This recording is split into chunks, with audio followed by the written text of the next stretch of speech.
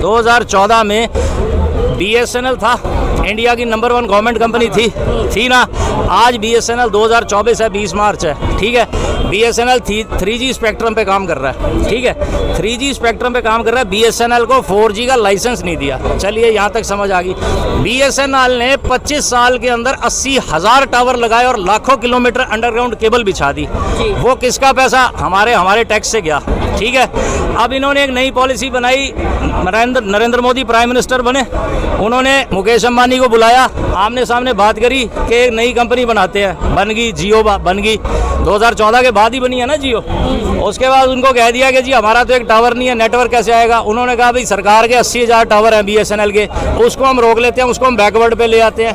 अब उसका नीलामी ऑक्शन लगा दिया और 2-3 कंपनियां थी। एक वोडाफोन है, वो 60 देशों में, क्योंकि इंग्लैंड की कंपनी है इसलिए बची हुई है, और आइडिया बिड़ला की कंपनी है इसलिए बची है। छोटे प्लेयर तो साफ ही कर दिए इन्होंने, निपटाई दिए।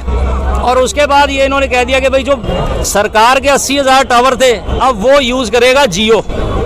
अब जियो ने अपना एक भी टावर नहीं कभी किसी जगह लगाया और 80,000 BSNL के टावर वो यूज़ कर रहा है। और BSNL को 3G दे रखा है और जियो को 5G पे दे रखा है। और सारा जो है वो रॉयल्टी, जो रेवेन्यू कमा रहा है, वो मुकेश अंबानी ले रहा है। किसी ने उसके ऊपर रेट नहीं लगाई, और कोई लगाए तो कह देंगे ये पाकिस्तान का। बात को समझने की कोशिश करो, फैक्ट्स को, सच्चाई को समझो। देखिए, अच्छा ये कहा जा रहा है कि भाजपा लोकतंत्र की हत्या कर रहा है, कैसे देखते हैं आप इस बयान को? क्या विचार है आपको? मैं कहता हूँ जो अभी ये जो कपड़े डाल रखे हैं ना, ये भी नहीं मिलेंगे। ये जो कपड़े डाल रखे हैं ना, ये भी उतरवा लेंगे अगर ये पॉलिसी सही इनकी एक्सेप्ट होगी। अब इन्होंने एक नया 1 जुलाई से नया कानून बना रहे हैं, BNS, भारतीय न्याय संहिता। उसके आप अमेंडमेंट्स पढ़ लोगे ना, आपके रोंगटे खड़े हो जाएंगे। आप उस चीज को समझिए, जो BNS 1 जुलाई से भारत में भारतीय न्याय संहिता लग जाएगा। ये जो IPC CRPC है, ये सारे बंद हो जाएंगे। अब बात को समझने की कोशिश नहीं कर रहे। भारतीय न्याय संहिता के अंदर ऐसी ऐसी चीजें दे रखी हैं कि अगर मतलब जमानत के ऊपर भी अपने को तरसना पड़ेगा।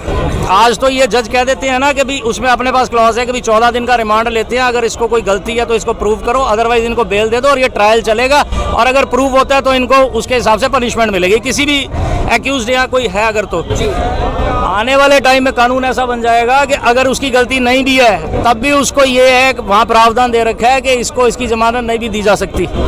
तो जब तक मान लो 10 साल चल रहा है तो वो 10 साल जेल में भी बैठा रह सकता है बंदा। अब तो जमानत तो मिल रही है, तुम्हारे कपड़े भी नहीं बचेंगे। कानून इतना खतरनाक आ रहा है।